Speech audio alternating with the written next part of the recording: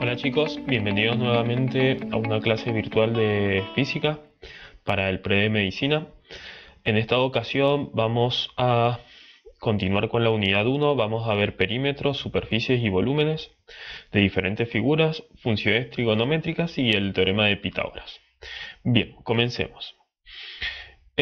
Vamos a empezar primero con los perímetros y las superficies de las figuras más importantes que ustedes se deben aprender.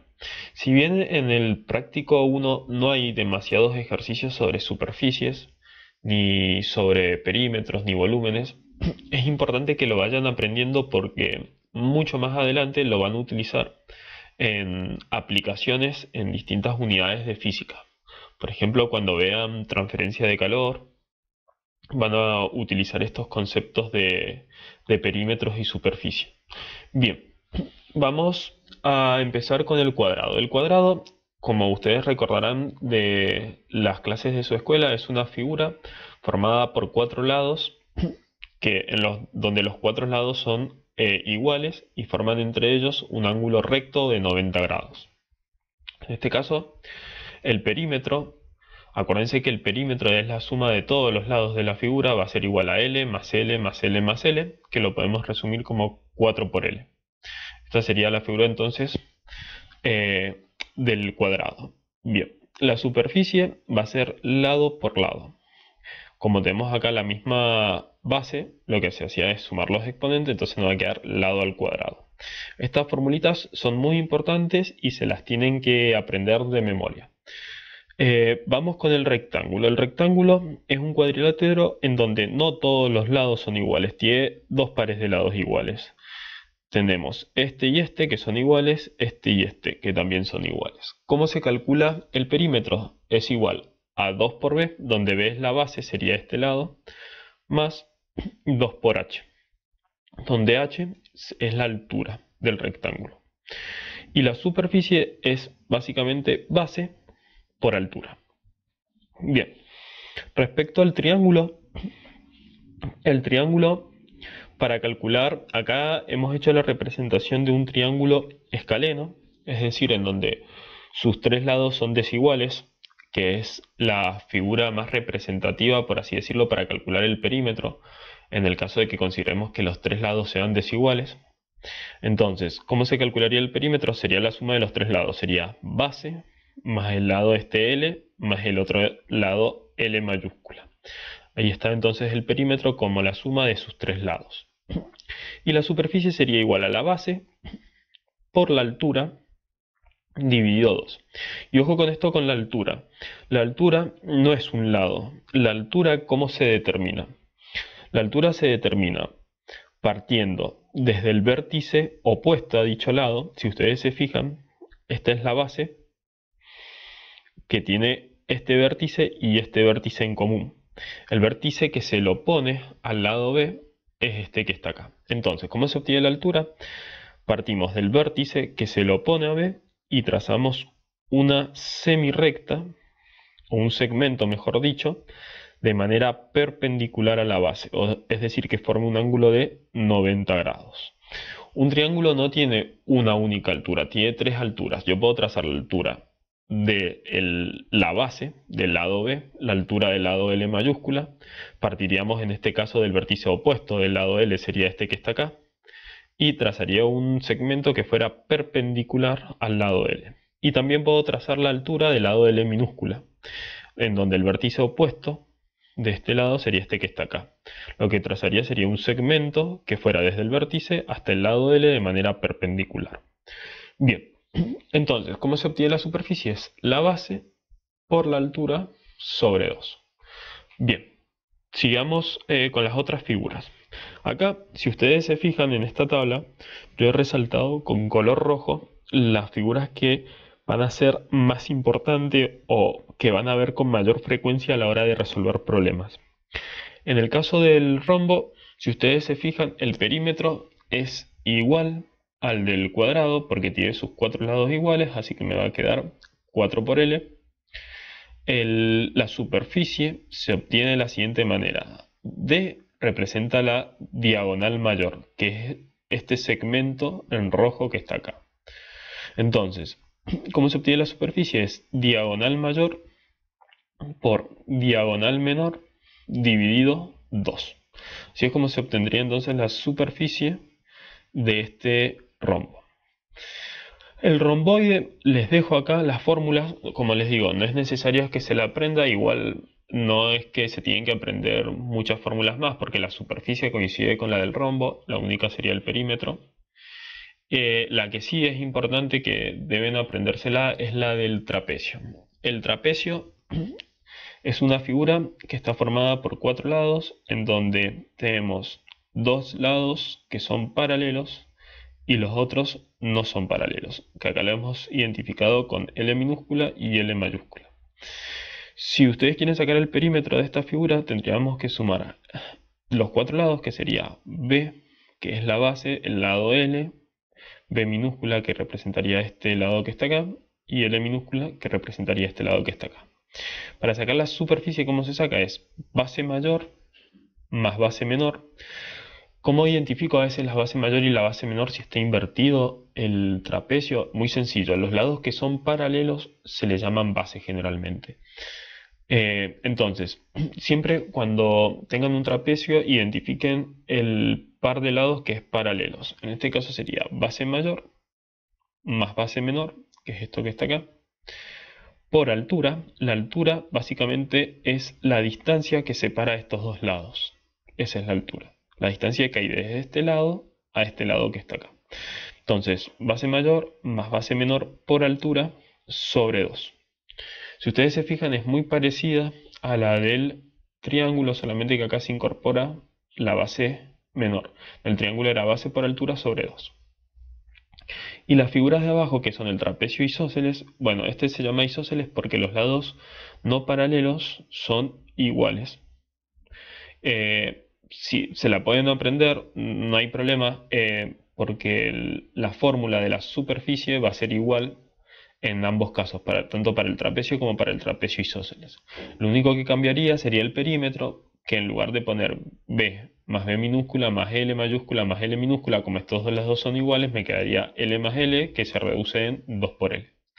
Pero como les digo, lo más importante, si se aprenden esta implícitamente ya se la sabría. Y la del trapecio rectángulo es como una generalización, un caso particular, perdón, del trapecio irregular, en donde lo único que se deberían aprender sería el perímetro, porque la superficie sigue siendo igual. La única diferencia en este caso es que la altura ahora, la distancia que separa las bases paralelas, vendría siendo un lado del trapecio, no como en este caso, que es el más general de todos. Bien, entonces, estas fórmulas, si bien en el trabajo práctico 1 no van a aparecer para realizar ejercicios, es importante que se la vayan aprendiendo, porque como les digo, más adelante le va a resultar muy útil. La van a ver mucho, sobre todo la del triángulo, la del rectángulo, la van a ver cuando interpreten gráficos en cinemática. En la parte de calor, cuando vean dilatación lineal, cuando vean dilatación volumétrica, van a utilizar mucho también las fórmulas de superficies y volúmenes, así que es muy importante que se la vayan aprendiendo. Bien. Acá vamos a pasar otra que es muy importante, es la del círculo. El perímetro del círculo es igual a pi. Pi es un número irracional, este valor de pi es aproximadamente 3,1415 por el diámetro. El diámetro sería 2 veces el radio. Recuerden que el radio es el segmento que va desde el centro hacia uno de los lados del círculo. A eso se le llama radio. El diámetro sería 2 veces la longitud del radio. Entonces, ¿cómo se obtiene el perímetro? Es la multiplicación de pi por diámetro, o lo podemos representar como 2 pi por radio, ya que el diámetro habíamos dicho que era 2 veces el radio, así que lo único que se ha hecho acá es reemplazar el diámetro por 2 por r. Bien, y la superficie, ¿cómo se obtiene? Es pi por radio al cuadrado o pi por diámetro sobre 2 al cuadrado. Acá nuevamente lo que ha hecho es reemplazar el radio y colocarlo como diámetro dividido 2, ya que si yo al diámetro, este que está acá, lo divido por 2, lo que obtendría sería el radio. Entonces, en lugar de colocar radio, también puedo poner diámetro sobre 2. Cuando lo elevo al cuadrado, me quedaría diámetro al cuadrado. Como es distributiva la potencia respecto a la división, me quedaría 2 al cuadrado, 4. Pi por diámetro al cuadrado sobre 4 sería entonces la superficie de mi círculo. Respecto a las superficies volumétricas, bien, tenemos el cubo. La superficie más importante que se deberían aprender acá sería la superficie lateral, que sería 6 veces las aristas al cuadrado. Ahora cada uno de estos segmentos que ustedes ven en los cuerpos volumétricos se les llama arista, no lado. Entonces, en este caso, la superficie sería 6 por arista al cuadrado. Y el volumen sería arista al cubo. Bien, recuerden la diferencia entre superficie y volumen. Si yo tengo, por ejemplo, este cubo que ustedes están viendo en la figura y estaría interesado en pintar la parte externa del cubo, me tendría que preguntar cuál sería su superficie. Por otra parte, si este cubo fuera un cubo hueco, es decir, que no estuviera rellenado con nada y yo lo quiero llenar completamente de agua, para saber cuánta agua debo agregar, qué cantidad de agua debo agregar, debería preguntarme por su volumen. O sea, el volumen es todo el espacio interior de mi figura, mientras que la superficie es toda la parte externa. Bien, la otra figura importante que tienen que saber es la del paralelepípedo. También esto se denomina prisma rectangular. Tal vez para ustedes les sea más fácil decir prisma rectangular. La superficie, ¿cómo se obtiene? La superficie se obtiene como 2 veces la arista A por B más la superficie total, más 2 veces la arista B por C, más 2 veces la arista A por C. Las superficies en los cuerpos volumétricos, en los cuerpos, no son tan importantes como el volumen. Yo les recomiendo que se aprendan más la columna del volumen que de la superficie. La superficie no es que no sea importante, pero van a tener muchas más aplicaciones en el caso de los cuerpos con las fórmulas de volumen que de superficie. A diferencia de las figuras planas, que sí es importante las dos cosas, tanto el perímetro como la superficie, en el caso de los cuerpos suele ser más importante el estudio del volumen para los problemas que van a resolver. Bueno, continuemos con los siguientes cuerpos. Otro cuerpo que es importante es el cilindro. El cilindro, como para sacar la superficie total, como ustedes se fijan, en esta columna lo podemos representar como un rectángulo y como dos círculos. Si nosotros este rectángulo lo enrolláramos como que si fuera un papel, obtendríamos la superficie lateral de este cilindro, mientras que la tapita de arriba y la de abajo estarían representadas por estos dos círculos, la de arriba por este círculo y la de abajo por este círculo. ¿Cómo se obtiene la superficie total del cilindro? Y sumando la superficie de este rectángulo y la de estos dos radios. Cuando nosotros sumamos esas superficies, me queda que la superficie total de mi cilindro va a ser igual a 2pi por r, donde r es el radio del circulito que se utiliza para cerrar la tapa superior e inferior del cilindro, más h, donde h es la altura, la distancia que separa ambas tapas circulares, más r, donde r habíamos dicho que era el radio. Y el volumen, ¿cómo se obtiene? Como pi por radio al cuadrado. Recuerden que el radio es entonces el radio de estas tapas circulares por la altura, que era la distancia que separaba a estas dos tapas circulares. Bien, esta es muy importante que se la aprendan. La del cono, la superficie prácticamente no la van a ver, no es importante que se la aprendan. El volumen puede que sí en cierto aspecto, pero como le digo, no es tan importante como la que he resaltado en rojo. A mí lo que más me interesa es que se vayan aprendiendo las figuras que acabamos de ver y de esta tabla las que están resaltadas en rojo.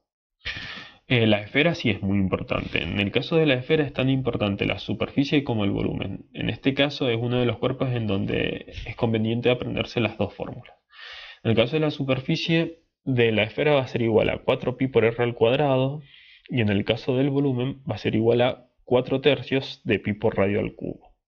Y ojo con equivocarse esto porque muchas veces suelen utilizar la de superficie en volumen y la de volumen en superficie. Recuerden que, bueno, esto lo vamos a ver más adelante, todavía no es necesario que lo sepan, pero que cuando trabajamos con volumen, la unidad que se utiliza en el sistema internacional es el metro cúbico. Por lo tanto, acá mi longitud tiene que estar elevada al cubo cuando yo trate con volúmenes.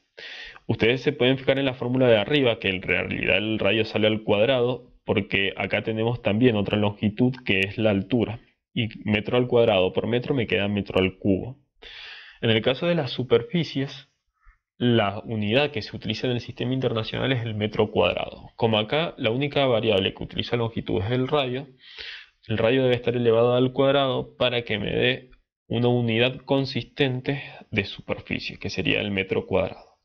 Bien, así que por ahora lo que más me interesa a mí, chicos, es que se vayan aprendiendo, como les digo, estas fórmulas. En el caso de los cuerpos, más el volumen, salvo el de la esfera, en donde son importantes ambas, superficie y volumen. Bien, es cuestión de memorizarlos, porque no vamos a demostrar de dónde viene cada una de las fórmulas estas que estamos usando. No es necesario y tampoco se lo piden. Lo importante es que sepan identificar cada una de las variables que aparecen en estas formulitas. Bien, ahora pasemos al teorema de Pitágoras. Antes de pasar al teorema de Pitágoras, es importante que recuerden que este teorema solamente es válido para triángulos rectángulos. ¿Qué eran los triángulos rectángulos? Si recordamos un poco la clase anterior, un triángulo rectángulo era un triángulo en donde tenía un ángulo interno recto o de 90 grados. Acá está simbolizado en color rojo. Para hablar con propiedad en los triángulos rectángulos es necesario aprenderse ciertas definiciones. Por ejemplo, los lados que forman parte del ángulo recto, que sería este lado que está identificado con la letra C y este lado que está identificado con la letra B, se denominan catetos. Entonces, los lados que forman parte del ángulo recto se denominan catetos, mientras que el lado del triángulo que se opone a dicho ángulo, que se opone quiere decir que no forma parte del ángulo. Si ustedes se fijan, este lado del triángulo, que está simbolizado con la letra A, no forma parte de este ángulo que está acá, ya que este ángulo utiliza como lado el lado C y el lado B. Por lo tanto, se dice que A se opone a este ángulo, porque no forma parte del ángulo. Entonces, el lado del triángulo rectángulo que se opone al ángulo recto se denomina hipotenusa. Hay un teorema muy importante de los triángulos rectángulos, demasiado importante, de hecho se van a dar cuenta que lo vamos a usar a lo largo de todo el semestre de física, y es más, y el año que viene también lo van a utilizar demasiado, cuando vean las otras unidades, que es el teorema de Pitágoras. ¿Qué dice el teorema de Pitágoras? Recuerden esto, que es importante, se aplica solamente para triángulos rectángulos, no lo vayan a aplicar después a cualquier triángulo. El triángulo de Pitágoras dice lo siguiente, dice que el cuadrado de la hipotenusa es igual a la suma de los cuadrados de los catetos. Entonces, la hipotenusa elevado al cuadrado es igual a la suma de los cuadrados de los catetos, del cateto b al cuadrado más el cateto c elevado al cuadrado. Bien, esto es muy importante. Otra cosa importante, que a partir de esta igualdad que tenemos nosotros acá, nos damos cuenta inmediatamente que la hipotenusa siempre es mayor que cualquiera de los catetos, que del cateto B y del cateto C. O sea, el lado más largo en un triángulo rectángulo siempre es la hipotenusa. Esta formulita es muy importante que se la sepa. Yo la he escrito de otra forma, como h al cuadrado igual a al cuadrado más b al cuadrado, porque tal vez puede ser que la hayan visto así en el colegio, donde la hipotenusa generalmente suele representarse el lado de la hipotenusa con la letra h mayúscula. Bien, vamos a pasar ahora dentro de los triángulos rectángulos a otro tema importante, que son las funciones trigonométricas. Las funciones trigonométricas relacionan los lados de un triángulo rectángulo con sus ángulos internos.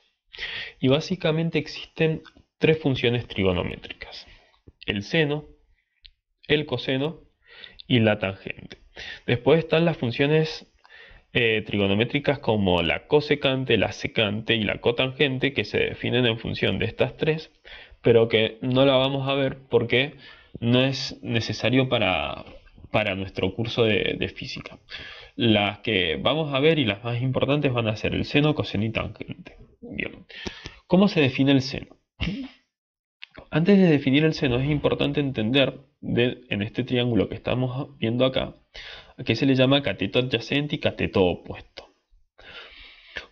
Yo lo primero que tengo que hacer cuando tengo un triángulo rectángulo y quiero usar estas fórmulas es identificar qué ángulo voy a considerar en mi triángulo. Ojo, cuando hablamos de qué ángulo voy a considerar, se consideran aquellos ángulos, pero que no sea el de 90 grados. O sea, los únicos ángulos que vamos a considerar en este triángulo van a ser este ángulo que se llama alfa y este que está acá, que le podríamos llamar, por ejemplo, beta.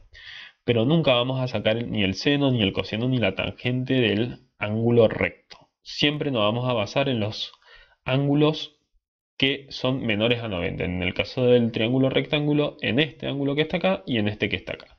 El ángulo de 90 grados no lo vamos a considerar cuando realicemos las funciones trigonométricas. Bien, entonces, fijémonos este ángulo que está acá, este ángulo alfa. Si ustedes se fijan, este ángulo alfa está formado por este lado, que sería la hipotenusa. Recuerden que la hipotenusa se oponía al de 90, esta se llama hipotenusa, y por este cateto, por este lado que está acá. El cateto, y esto es muy importante que lo entiendan, el cateto que forma parte del lado de mi ángulo que yo estoy considerando, si yo estoy considerando este ángulo, el cateto, este que está en verde, forma parte del lado del ángulo este que yo estoy considerando. Bueno, a ese cateto le vamos a llamar cateto adyacente. Si está formando parte del ángulo que yo estoy considerando, le vamos a llamar cateto adyacente. Y el lado que no se utiliza para formar este ángulo, si ustedes se fijan, yo utilicé la hipotenusa y este cateto, que le llamamos cateto adyacente. El lado que no utilicé para formar este ángulo se denomina cateto opuesto, que es este que está acá. Si yo hubiera utilizado este ángulo que está acá, mi cateto adyacente ahora sería este, el que está acá, el que está en naranja, y mi cateto opuesto sería este que está acá, porque este lado no se estaría utilizando para formar a este ángulo. ¿A qué voy con esto? Lo de cateto adyacente y cateto opuesto no es un título fijo que le queda al lado, depende del ángulo que ustedes utilicen. Si utilizan este ángulo, el cateto adyacente va a ser este que está acá y el cateto opuesto va a ser este. Si utilizan este ángulo, el ángulo beta le podemos llamar, no está acá escrito, pero si utilizáramos este, mi cateto adyacente va a ser ahora este y mi cateto opuesto será este que está acá. Eso es muy importante que lo tengan en cuenta, porque muchas veces dejan fijados los lados como adyacente y opuesto y cambian de ángulo y ahí cometen un error muy grave porque están utilizando mal las fórmulas después trigonométricas. Bien, en función de estos tres lados que tenemos acá, hipotenusa, cateto adyacente y cateto opuesto, se definen estas tres funciones trigonométricas. ¿Cómo se define el seno del ángulo que estamos considerando acá? El seno de alfa se define como cateto opuesto sobre hipotenusa. El coseno de alfa se define como cateto adyacente sobre hipotenusa. Y la tangente de alfa, esto se denomina tangente de alfa, se abrevia así, TG, tangente de alfa, se define como cateto opuesto de alfa sobre cateto adyacente. Si hubiéramos utilizado acá nosotros el ángulo beta, el seno de beta se definiría como cateto opuesto, que sería ahora este el cateto opuesto, dividido hipotenusa. La hipotenusa no cambiaría, en este caso seguiría siendo siempre la misma. Lo que cambiaría es a qué le vamos a llamar ahora cateto opuesto y cateto adyacente, si utilizo este ángulo que está acá. Una fórmula básica de acordarse, una regla memotécnica de acordarse de estas tres, sería la siguiente terminación de SOCATOA. S que está acá deriva del seno, O de cateto opuesto y H de hipotenusa. Seno es igual a cateto opuesto sobre hipotenusa. Coseno es igual a cateto adyacente sobre hipotenusa.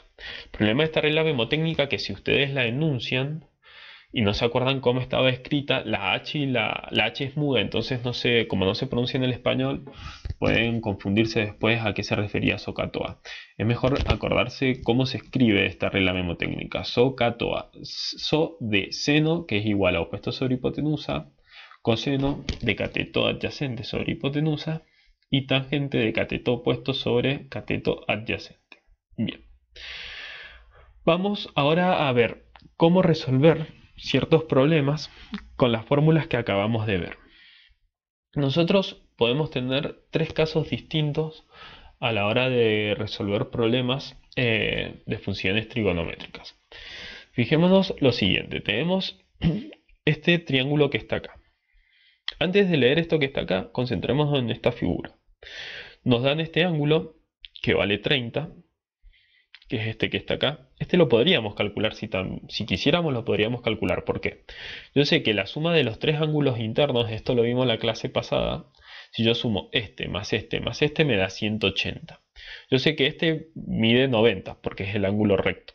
Este mide 30, entonces tendría que ver cuánto me falta para llegar a 180 y eso es lo que me diría este ángulo que está acá, que es beta. Bien, eso por si nos lo llegan a preguntar. Acá lo que nos están pidiendo que averigüemos es cuánto vale la incógnita x, que sería este lado que está acá. Antes de empezar a usar las fórmulas es necesario identificar cada uno de estos lados y identificar bien quién es el cateto opuesto, quién es el cateto adyacente y la hipotenusa. Si ustedes se fijan, este ángulo era el de 90. El lado que se opone al de 90 siempre es la hipotenusa, así que este que está acá va a ser la hipotenusa. Mi cateto adyacente va a ser este, porque forma parte del ángulo que yo estoy considerando. Este va a ser entonces mi cateto adyacente y x va a ser mi cateto opuesto. Este lado va a ser el cateto opuesto, porque este lado no está formando parte del ángulo que me están dando como dato. Entonces, ¿cuál es mi objetivo? Determinar x. X que representa el cateto opuesto. Entonces, me tengo que fijar qué fórmulas de las que tengo yo me relaciona los datos que me están dando, que son la hipotenusa, con mi cateto opuesto.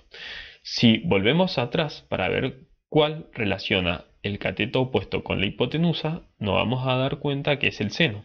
Seno es igual a cateto opuesto sobre hipotenusa. Entonces, ¿qué hacemos? Ponemos seno de 30.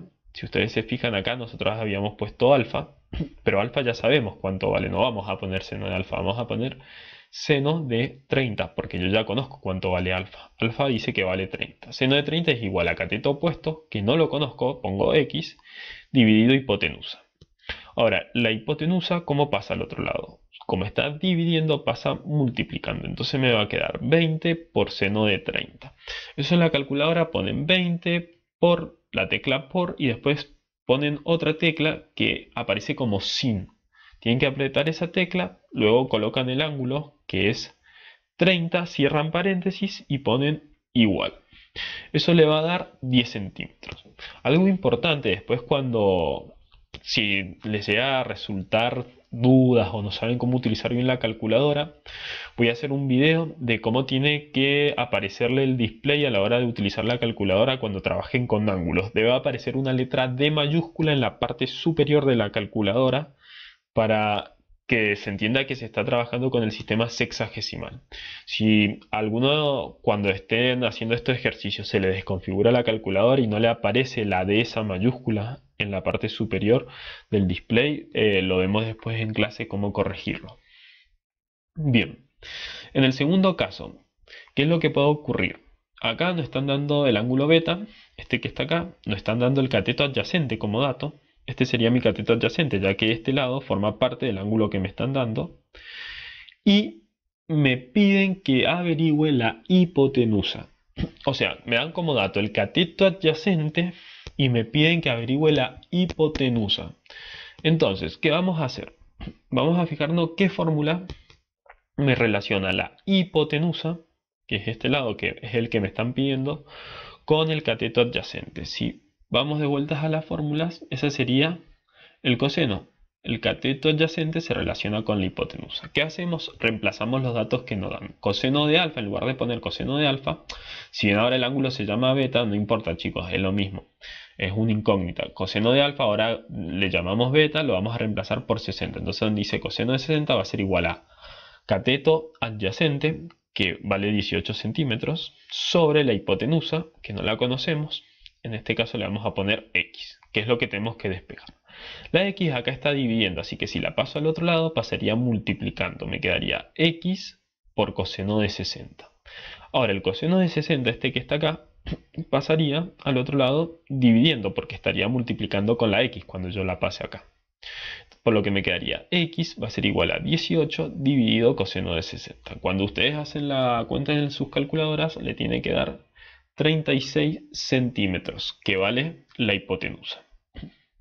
Una forma de corroborar que están haciendo bien los cálculos es recordar que, como les dije hace un ratito, que la hipotenusa siempre es el lado de mayor longitud. Si ustedes se fijan acá, este lado, que era el cateto opuesto, nos dio 10 centímetros. Vieron que nos dio más chico que la hipotenusa.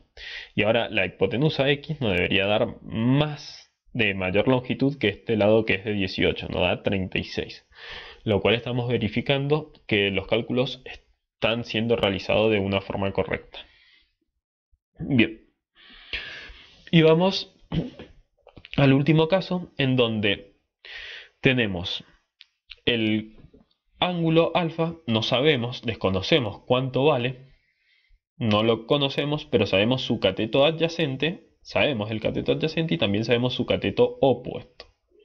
Entonces tenemos que ver, nosotros tenemos como dato cateto adyacente y cateto opuesto, tenemos que ver qué función trigonométrica relaciona este ángulo que no conocemos con el cateto adyacente y con su cateto opuesto. Si nosotros vamos a las diapositivas a donde estaban las fórmulas, vemos que la tangente es la que relaciona el cateto opuesto con el cateto adyacente. Entonces, ¿cómo nos va a quedar la fórmula? La fórmula nos va a quedar tangente de alfa, que es la incógnita que no sabemos, va a ser igual a cateto opuesto sobre cateto adyacente.